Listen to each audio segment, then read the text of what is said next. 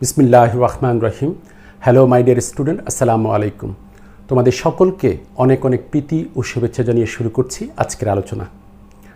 আমার আজকের আলোচনায় থাকছে রসায়ন দ্বিতীয় পত্র অধ্যায় 3 পরিমাণগত রসায়নের অম্লমিতি ক্ষারমিতি বিষয়ক গণনা 8। অর্থাৎ আজকে আমরা অম্লমিতি ক্ষারমিতি বিষয়ক গণনার 8 নং গাণিতিক সমস্যাটি সমাধান করব। আসো আমরা সেই গাণিতিক সমস্যাটি ভালোভাবে জানতে চেষ্টা করি। দেখো, আমি বোর্ডে লিখে রেখেছি অম্লমিতি ক্ষারমিতি বিষয়ক গাণিতিক সমস্যা 8। সেই সমস্যাটি কি? 2% হাইড্রোক্লোরিক অ্যাসিডের 100 মিলিলিটার দ্রবণের সাথে 20 মিলিলিটার সেমিমোলার সোডিয়াম কার্বনেট দ্রবণ মিশ্রিত করলে মিশ্রণের প্রকৃতিক রূপ হবে, নতুন মিশ্রণের পিএইচ কত হবে?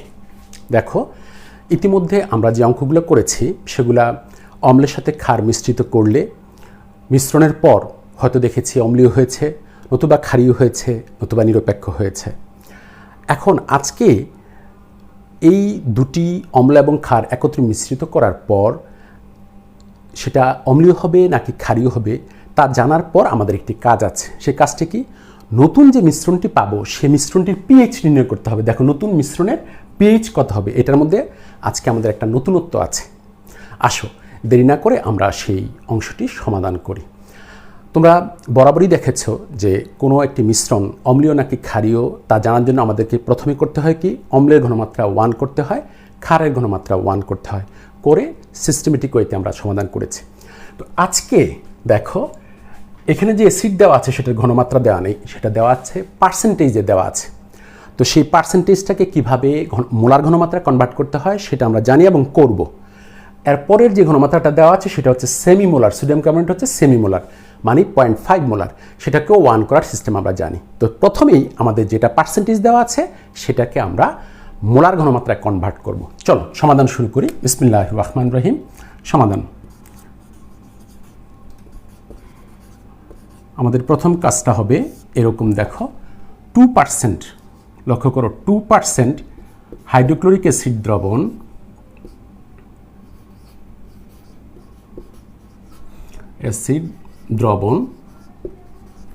অর্থাৎ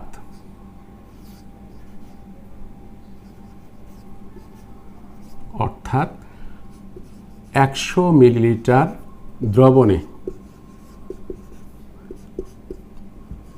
HCl আছে 2 গ্রাম। লক্ষ্য করো, যদি বলা হয় 2% হাইড্রোক্লোরিক অ্যাসিড তাহলে আমরা বুঝবো 100 মিলিলিটার দ্রবণে হাইড্রোক্লোরিক অ্যাসিড আছে 2 গ্রাম। যদি বলা হয় 2% নাইট্রিক অ্যাসিড তাহলে 100 মিলিলিটার দ্রবণে নাইট্রিক অ্যাসিড আছে 2 গ্রাম। এমনিভাবে সালফিউরিক অ্যাসিড যদি বলা হয় 2% সালফিউরিক অ্যাসিড তাহলে 100 মিলিলিটার দ্রবণে 2 গ্রাম সালফিউরিক অ্যাসিড আছে, তোমাকে ধরে নিতে হবে। এরপরে বাকি কাজগুলো করবে। তো আমি প্রথমে লিখে নিয়েছি কি 2% হাইড্রোক্লোরিক অ্যাসিড দ্রবণ অর্থাৎ 100 মিলিলিটার দ্রবণে হাইড্রোক্লোরিক অ্যাসিড আছে 2 গ্রাম। এরপরে কি লিখবো আমরা জানি, দেখো আমরা জানি S equal to 1000 W by MV। দেখো এখানে কি হবে? এই যে দ্রবের ভর, দেখো এখানে দ্রবের ভর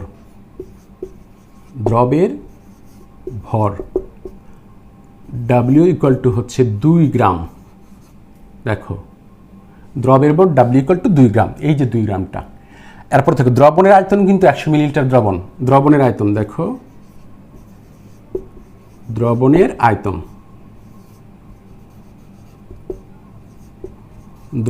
আয়তন V ইকুয়াল টু 100 মিলিলিটার। আচ্ছা, এরপরে দেখো দ্রবের আণবিক ভর, দ্রবটা কে? HCl। দেখো দ্রব কিন্তু HCl। দ্রবের আণবিক ভর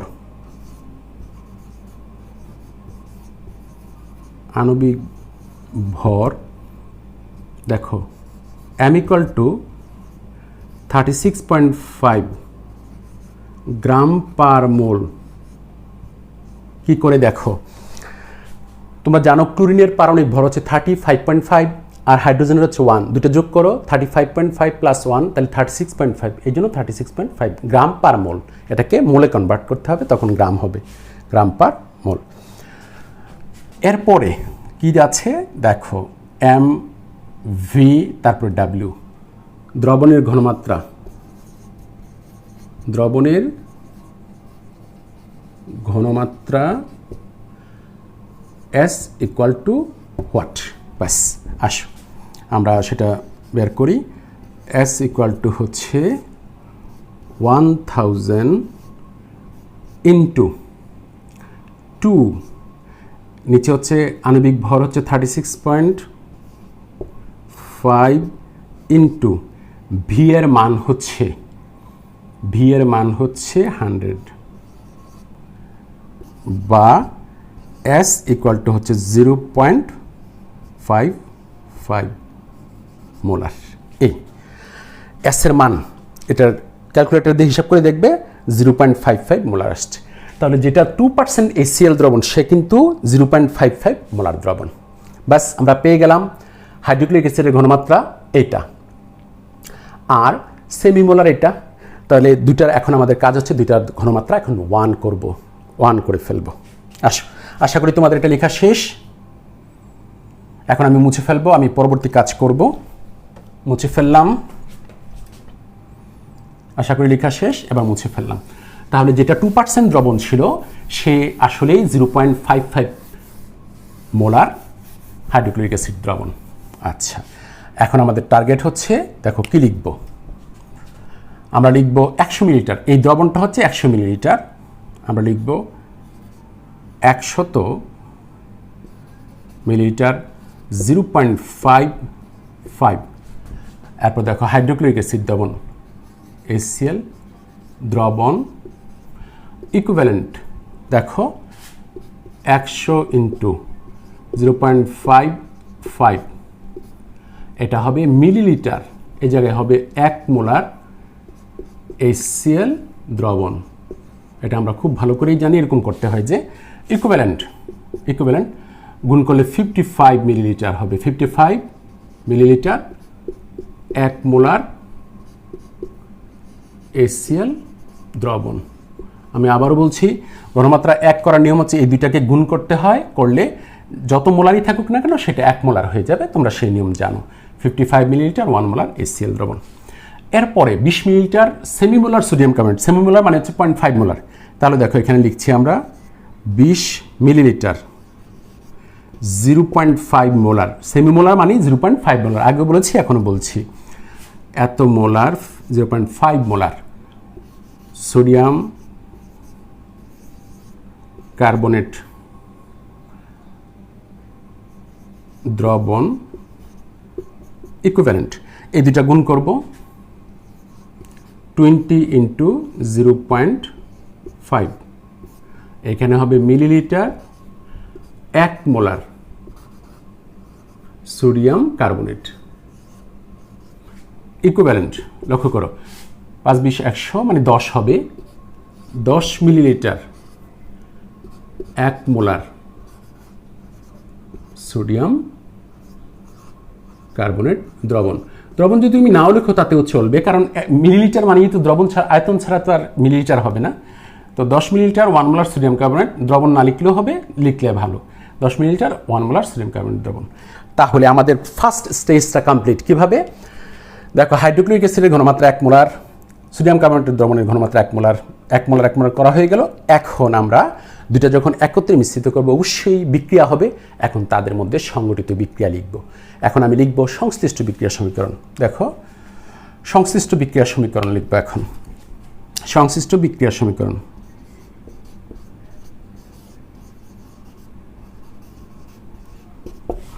সংশ্লিষ্ট বিক্রিয়ার সমীকরণ,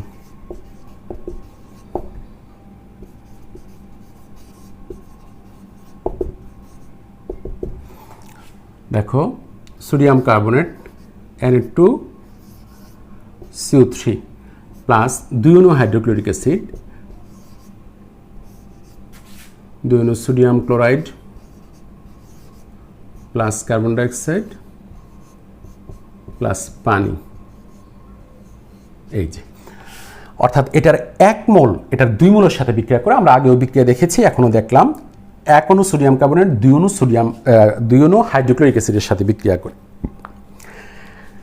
এখন আমরা হাইড্রোক্লোরিক অ্যাসিডের ঘনমাত্রা করেছি 1 মোলার, সোডিয়াম কার্বনেটের ঘনমাত্রা করেছি 1 মোলার। যদি তাদের ঘনমাত্রা সমান হয় তাহলে বিক্রিয়া তারা যেই অনুপাতে বিক্রিয়া করবে তাদের আয়তনও সেই অনুপাতে বিক্রিয়া করবে। অর্থাৎ এটা যদি 1 আয়তন নাও তাহলে এটা লাগবে 2 আয়তন, অর্থাৎ এটার 1 লিটার নিলে এটা লাগবে 2 লিটার।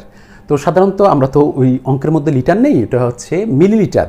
তাহলে এটা 1 মিলিলিটার হলে এটা 2 মিলিলিটার, অর্থাৎ সোডিয়াম কার্বনেট যদি 10 মিলিলিটার নাও, হাইড্রোক্লোরিক অ্যাসিড লাগবে 20 মিলিলিটার লাগবে, দ্বিগুণ লাগবে। তো এখন আমরা দেখবো এখানে কত আছে। এই যে দেখো 10 মিলিলিটার সোডিয়াম কার্বনেট আছে, 10 মিলিলিটার যদি সোডিয়াম কার্বনেট নাও, হাইড্রোক্লোরিক অ্যাসিড লাগবে 20 মিলিলিটার। তাহলে দেখো হাইড্রোক্লোরিক অ্যাসিড আছে 55 মিলিলিটার। তাহলে যদি 20 মিলিলিটার মাত্র বিক্রিয়া করে আরও 35 মিলিলিটার হাইড্রোক্লোরিক অ্যাসিড থেকে যাবে, অর্থাৎ মিশ্রণটি হবে অম্লীয়। আমরা এখানেই বলে ফেলতে পারছি। আসো তারপরে আমরা হিসাব নিকাশ করব। মুছে ফেললাম, কিন্তু উপরেরটা মুছে ফেললাম। আমরা লিখব উপরোক্ত বিক্রিয়া থেকে পাই, দেখো এখানেও লিখতে পারি উপরোক্ত বিক্রিয়া থেকে পাই। দেখো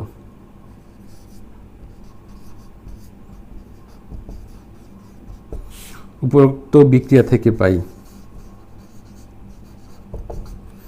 বিক্রিয়া থেকে পাই কি পাই? 1 মোল sodium carbonate Na2CO3 sodium carbonate equivalent 2 মোল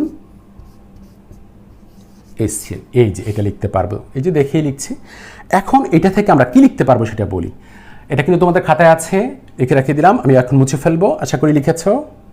এই হ্যাঁ, মুছে ফেললাম।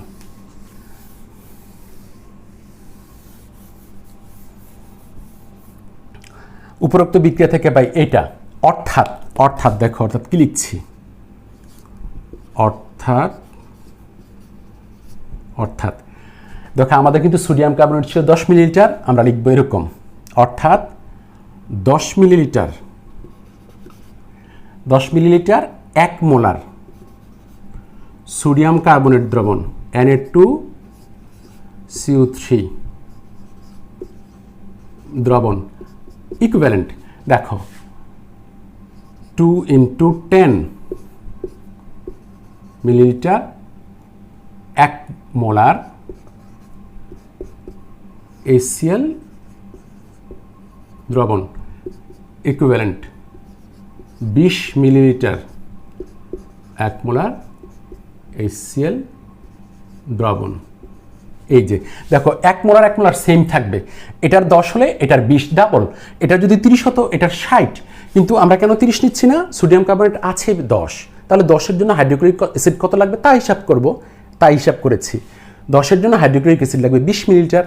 তো আমরা এখানে এই বিষয়টাকে আবার একটু মানে বিশ্লেষণ করে বলবো এরকম।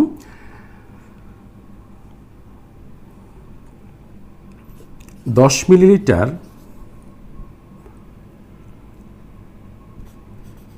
1 মোলার সোডিয়াম কার্বনেট দ্রবণ 20 মিলিলিটার 1 মোলার HCl দ্রবণকে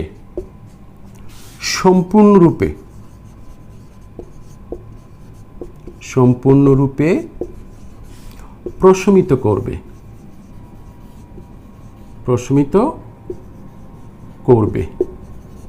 করবে, ফলে মিশ্রণে, দেখো আমি যেটা মুছে ফেলবো এটা তো আগেই লিখেছ, মুছে ফেললাম।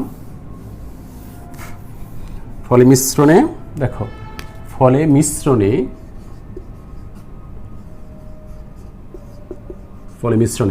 দেখো হাইড্রোক্লোরিক অ্যাসিড ছিল 55 মিলিলিটার, তো বিক্রিয়া করছে মাত্র 20 মিলিলিটার। তাহলে ফলে মিশ্রণে দেখো 55 - 20 মিলিলিটার, বা 55 থেকে 20 বাদ দিলে 35 মিলিলিটার, 35 মিলিলিটার 1 মোলার, কারণ এই জন্য প্রত্যেকটা কিন্তু 1 মোলার করা হয়েছে, যে 35 মিলিলিটার সেটা 1 মোলার হবে। 1 মোলার HCl দ্রবণ থেকে যাবে অর্থাৎ মিশ্রণটি হবে অম্লীয়, অর্থাৎ মিশ্রণটি হবে অম্লীয়। আলহামদুলিল্লাহ, দেখো একটা কাজ শেষ হয়েছে আমাদের। মিশ্রণের প্রকৃতি কিরূপ হবে, অর্থাৎ মিশ্রণটি হবে অম্লীয়, মিশ্রণের প্রকৃতি হবে অম্লীয়, কোনো সন্দেহ নাই অম্লীয় হবে। এবার এটা যে অম্লীয় হলো তার তো পিএইচ বের করতে হবে। ক্ষারীয় হলেও পিএইচ বের করা যাবে, আমরা সবগুলোই দেখাবো। তো এখন এটা মিশ্রণটা অম্লীয় হলো, তার পিএইচ কত হবে? তো আমরা জানি পিএইচ নির্ণয় করতে হলে ঘনমাত্রা বের করতে হয়। কিভাবে? কোনো দ্রবণে H+ আয়নের ঘনমাত্রা বা প্রোটনের ঘনমাত্রা ঋণাত্মক লগারিদমকে পিএইচ বলে। তো সূত্র দিয়ে বসিয়ে আমরা অঙ্ক করব, কিন্তু H+ আয়নের ঘনমাত্রা যদি জানা থাকে তাহলে কি করে বের করব? এই জন্য আমাকে প্রথমে করতে হবে কি, নতুন যে মিশ্রণটা হলো যেটা অম্লীয় তার ঘনমাত্রা কত এটা বের করতে হবে, তারপরে পিএইচ বের করব। আসো এখন নতুন মিশ্রণের পিএইচ কত হবে সেটা বের করার জন্য আমরা নতুন মিশ্রণের ঘনমাত্রা বের করব। দেখো মুছে ফেললাম, আশা করি তোমাদের লেখা হয়েছে। আমরা একটা পার্টস শেষ করলাম, এবার সেকেন্ড পার্টের জন্য আমাদের কাজটা হবে। দেখো আমরা লিখব, মনে করি নতুন মিশ্রণের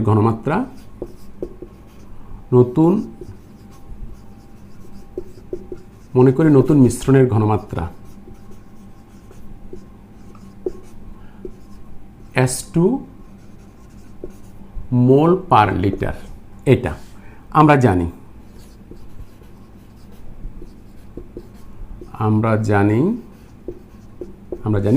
এখানে লিখব S1 V1 equal to S2 V2। দেখো এখানে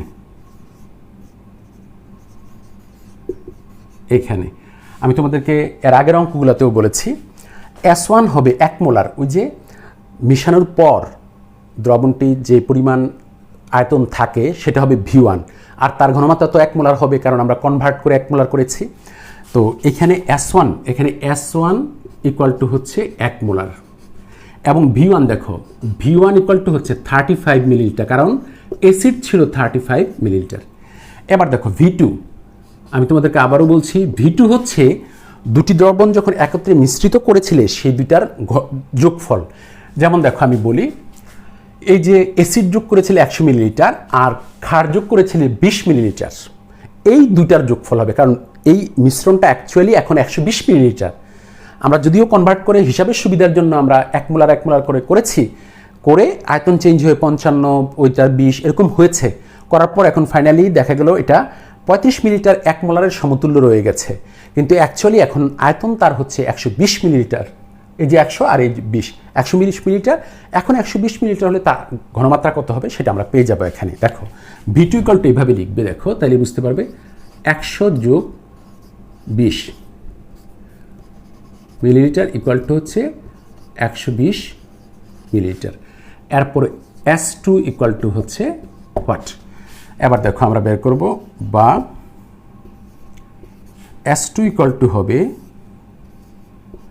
S1 V1 ডিভাইডেড বাই হচ্ছে V2, বা S2 ইকুয়াল টু হবে S1 এর মান 1, V1 এর মান হচ্ছে 35, তারপরে V2 এর মান হচ্ছে 120, বা S2 ইকুয়াল টু হবে, হ্যাঁ ক্যালকুলেটর দিয়ে ভাগ করে আমি আগে রেখেছি, ভাগ করলে আমরা পাচ্ছি 0.29। দেখো 0.29 মোলার। এই যে দেখো নতুন যে মিশ্রণটা সেটার ঘনমাত্রা হচ্ছে 0.29, তোমরা ক্যালকুলেটর দিয়ে ভাগ করলে পেয়ে যাবে 0.29 মোলার। এখন বুঝে গেছি যে আমার যে অ্যাসিড দ্রবণটি রয়েছে হাইড্রোক্লোরিক অ্যাসিড, সেই হাইড্রোক্লোরিক অ্যাসিডের ঘনমাত্রা হচ্ছে 0.29 মোলার। তাহলে তার এখন পিএইচ কত হবে আমরা বের করবো, আসো সে কাজটি করি। তাহলে নতুন ঘনমাত্রা আমরা পেয়ে গেলাম, এটুকু লিখে ফেলো, আমি মুছে ফেলবো, লিখে ফেলো, আশা করি তোমাদের লেখা হয়ে গেছে। আমরা লিখব HCl দ্রবণে সম্পূর্ণরূপে বিয়োজিত হয়। দেখো HCl শক্তিশালী অ্যাসিড, এটা দেখো HCl শক্তিশালী অ্যাসিড, শক্তিশালী অ্যাসিড, শক্তিশালী অ্যাসিড ইহা দ্রবণে সম্পূর্ণরূপে বিয়োজিত হয়, ইহা দ্রবণে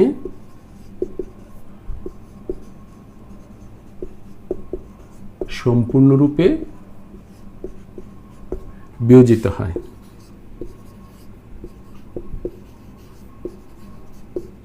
বিয়োজিত হয়। দেখো আমরা এরকম লিখব HCl H plus plus Cl minus. লক্ষ্য করে HCl সম্পূর্ণরূপে বিয়োজিত হয়ে H প্লাস এবং Cl মাইনাস হয়ে যাবে। এটার ঘনমাত্রা কিন্তু কত ছিল? 0.29 মোলার। তাহলে এইটার ঘনমাত্রা এটা হবে, Cl মাইনাসের ঘনমাত্রা এটাই হবে 0.29 মোলার। এটা দরকার নেই যেহেতু আমরা লিখলাম, আচ্ছা যদি লিখতে চাও লিখো 29 মোলার। এই এবার আমরা লিখব, আমরা জানি, দেখো সহজ হিসাব, আমরা জানি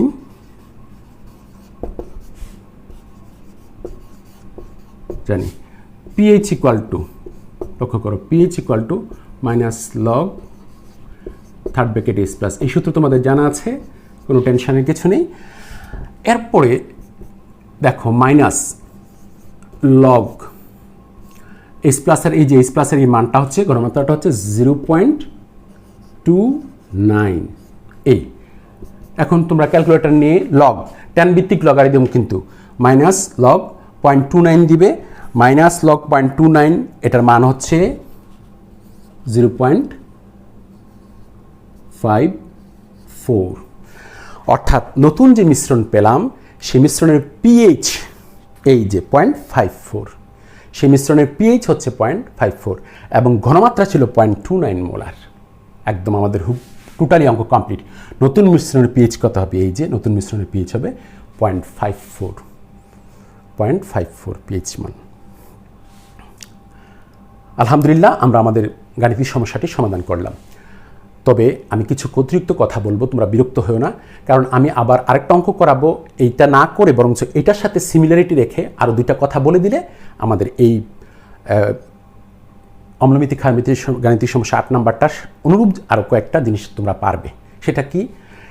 এই মুহূর্তে আমাদের মিশ্রণটি ছিল অম্লীয় এবং সে ছিল HCl, তাই আমরা এইভাবে করেছি।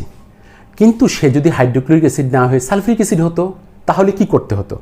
আবার যদি ক্ষারীয় হতো তাহলে ছিল সোডিয়াম কার্বনেট, তাহলে আমি pH কীভাবে বের করতাম সেগুলো আমি এটাতে একটু বলে দেব। ভিডিওটা একটু লম্বা হবে, তোমরা টোটালটা একটু ভালো করে দেখো, তাহলে আমার শ্রমটা সার্থক হবে। আসো আমি এটা মুছে ফেললাম, আমার অঙ্ক কিন্তু এই পর্যন্ত, এখানের অঙ্ক শেষ। এবার যদি দিয়ে আমি আরও দুইটা পার্ট লিখব, যদি দিয়ে, এটা এখানে অঙ্ক আমাদের শেষ, মুছে ফেললাম, অঙ্ক শেষ।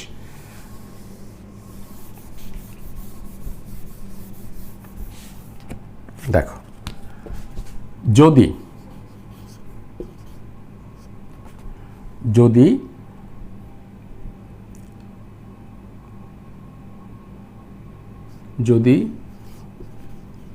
অম্লীয়,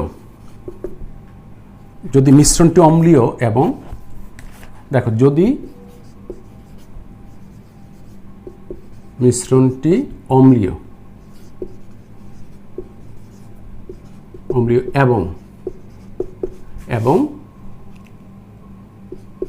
H2SO4 অ্যাসিড হয়। অঙ্ক তুমি সেম হইতে করবে। এই যে আমার মিশ্রণটি হলো অম্লীয়, মিশ্রণের ঘনমাত্রা কত পেলাম? 0.29, কিন্তু এই অম্লীয় ছিল HCl, কিন্তু এখন আমার ঘনমাত্রা মনে করো 0.29ই আসছে, কিন্তু এটা সালফিউরিক অ্যাসিড। এখন pH কীভাবে বের করবো এই জন্য আমি তোমাদেরকে এটা দেখিয়ে দিচ্ছি। যদি মিশ্রণটি অম্লীয় এবং H2SO4 অ্যাসিড হয় তবে দেখো কি হবে, তবে pH ইকুয়াল টু,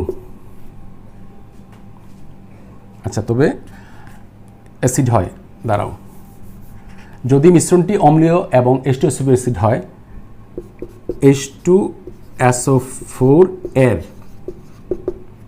এর ঘনমাত্রা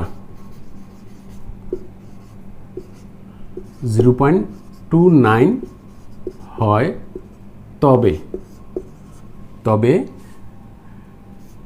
pH equal to minus log third bracket H plus equal to minus log, দেখো এই জায়গাটাই বিষয়টা বলবো।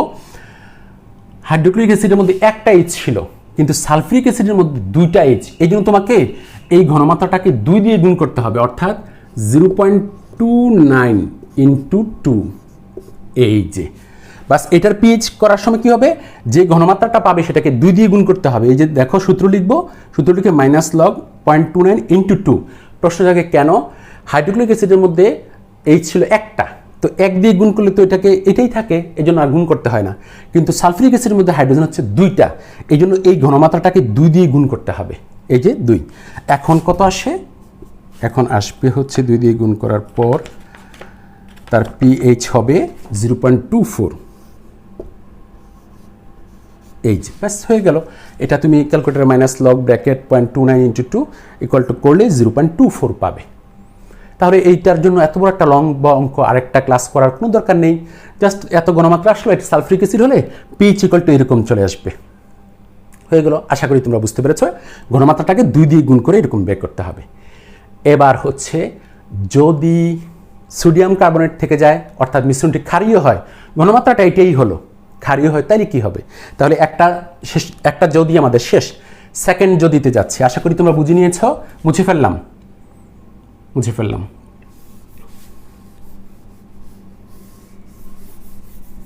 দেখো যদি মিশ্রণটি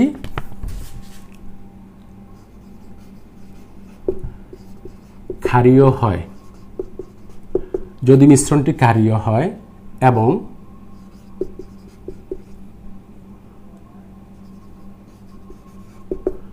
ক্ষারটি সোডিয়াম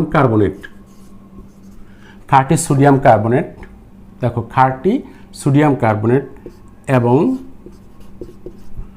ঘনমাত্রা 0.29 মোলার হয়, তবে দেখো তবে কি হবে, তবে দেখো এইভাবে আগে করতে হবে। তবে পিওএইচ আগে এটা বের করতে হবে। এই জিনিসটা খুবই গুরুত্বপূর্ণ। তুমি সরাসরি এখান থেকে পিএইচ বের করতে পারবে না, প্রথমে পিওএইচ বের করতে হবে। এরকম দেখো, তবে পিওএইচ ইকুয়াল টু হচ্ছে minus logarithm third bracket OH minus, এটা লিখব, লিখে মাইনাস লগ, এটাতে করব কি 0.29 ইন্টু 2। এই যে 0.29 ইন্টু 2 কেন, তার কারণ শোনো। এটার ঘনমাত্রা হচ্ছে 0.29 ইন্টু 2 কেন, সোডিয়াম কার্বনেট এবং সোডিয়াম হাইড্রোক্সাইডের মধ্যে, দেখো সোডিয়াম হাইড্রোক্সাইডের মধ্যে সোডিয়াম একটা, আর সোডিয়াম কার্বনেটের মধ্যে সোডিয়াম দুইটা সোডিয়াম, অর্থাৎ 1 মোল সোডিয়াম কার্বনেট ইকুইভ্যালেন্ট 2 মোল সোডিয়াম হাইড্রোক্সাইড। 2 মোল, দেখো 1 মোল সোডিয়াম কার্বনেট 2 অণু হাইড্রোক্লোরিক অ্যাসিডের সাথে বিক্রিয়া করতে পারে। আবার এই যে 2 মোল সোডিয়াম হাইড্রোক্সাইড 2 মোল HCl এর সাথে বিক্রিয়া করতে পারে। তাহলে এই জন্য সোডিয়াম কার্বনেট 1 মোল ইকুইভ্যালেন্ট হচ্ছে 2 মোল সোডিয়াম হাইড্রোক্সাইড। এইভাবে মনে রাখবে যে সোডিয়াম কার্বনেটের মধ্যে একটা সোডিয়াম আছে, সোডিয়াম হাইড্রোক্সাইডের মধ্যে সোডিয়াম কার্বনেটের মধ্যে 2টা সোডিয়াম আছে, সোডিয়াম হাইড্রোক্সাইডের মধ্যে একটা সোডিয়াম আছে। তাহলে এইটা থেকে সোডিয়াম হাইড্রোক্সাইডে যেতে হলে তোমাকে 2 দিয়ে গুণ করতে হবে। তো এই জন্য এই 0.29 এটাকে গুণ করব 2 দিয়ে। এই যে দেখো 0.29 ইন্টু 2 ইকুয়াল টু। তো এখন প্রশ্ন হচ্ছে কেন পিওএইচ এর জন্য আমাদের এইটা লাগবে, কারণ মনে আছে কোনো দ্রবণে হাইড্রোক্সিল আয়নের মোলার ঘনমাত্রা ঋণাত্মক লগারিদমকে পিওএইচ বলে। পিওএইচ বের করার পর এরপর আমরা পিএইচ বের করতে পারি, কারণ পিএইচ ইকুয়াল টু হচ্ছে 14 বিয়োগ পিওএইচ। তো এখন এটার 0.29 তোমরা একটু বলে রাখি, যখন অধ্যায় 4 পড়বে সেখানে পিএইচ নিয়ে বিস্তারিত আলোচনা করব, সেখানে আরও অনেক কিছু তোমরা জানতে পারবে। এখন এই মুহূর্তে আমি জাস্ট এটার মান কত আসে সেই হিসাবে আমরা লিখছি। এটা আসে 0.24। এখন দেখো তুমি পিওএইচ এটা বের করলে, এত পেলে। এখন দেখো এখন pH equal to pH equal to 14 বিয়োগ পিওএইচ ইকুয়াল টু 14 বিয়োগ পিওএইচ এর মান কত? পিওএইচ এর মান এই যে দেখো, পিওএইচ এর মান 0.24 ইকুয়াল টু বিয়োগ করলে আসে 13.76। এই যে 13.76। তাহলে আগে পিওএইচ বের করতে হবে, তারপরে পিএইচ বের করতে হবে। এটা হয়ে গেল। এখন যদি ক্ষারটি এরকম হতো, সোডিয়াম কার্বনেট না হয়ে সোডিয়াম হাইড্রোক্সাইড হতো, তাহলে তো একদম আরও ইজি। আমি সেটাও দেখিয়ে দিচ্ছি। তাহলে পিএইচ ইকুয়ালটা এইভাবে বের করতে হবে। এবার আসো, মুছে ফেললাম।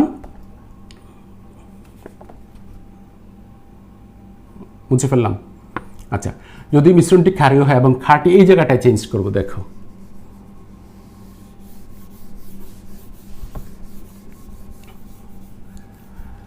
কি চেঞ্জ করছি। যদি মিশ্রণটি ক্ষারীয় হয় এবং ক্ষারটি সোডিয়াম হাইড্রোক্সাইড হয়,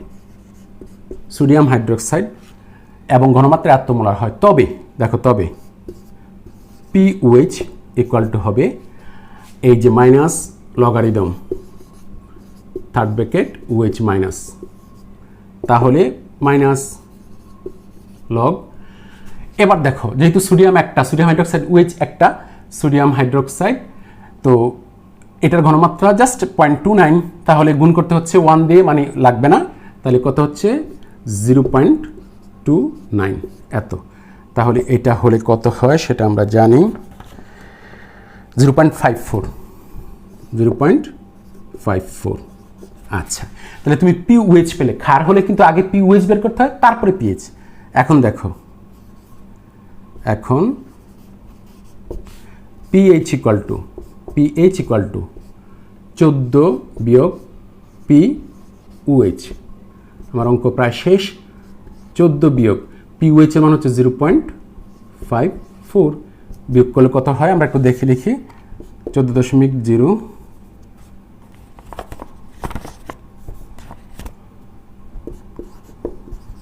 আর এটা হচ্ছে 0.54, এটা 6.4, এখানে চলে আসলে 13, অর্থাৎ 13.46।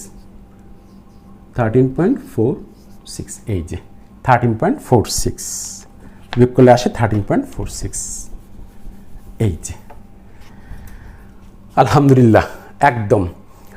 যদি অম্ল থাকে, সেই অম্ল যদি HCl হয়, কিভাবে? প্রথমটা হলো, যদি সালফিউরিক অ্যাসিড থাকে তাহলে কিভাবে, তাও হলো। যদি সোডিয়াম কার্বনেট থাকে তাহলে কিভাবে হবে, তাও দেখিয়েছি। যদি সোডিয়াম হাইড্রোক্সাইড থাকে তাহলে কিভাবে হবে, তাও দেখিয়েছি। আলহামদুলিল্লাহ, আমাদের গাণিতিক সমস্যাটি পরিপূর্ণভাবে শেষ হলো, কোনো প্রশ্নের এই অবকাশ থাকলো না। আশা করছি তোমরা সম্পূর্ণভাবে বুঝতে পেরেছো। আমি আবারও এক নজর তোমাদেরকে এটি দেখিয়ে দিচ্ছি। আশা করি তোমরা সুন্দরভাবে বুঝতে পেরেছো। আজকে এ পর্যন্তই থাকবে। ইনশাআল্লাহ দেখা হবে আগামী ভিডিওতে আরও নতুন গাণিতিক সমস্যা নিয়ে। সে পর্যন্ত ভালো থেকো, সুস্থ থেকো। আল্লাহ হাফিজ, ফি আমানিল্লাহ। ধন্যবাদ সকলকে।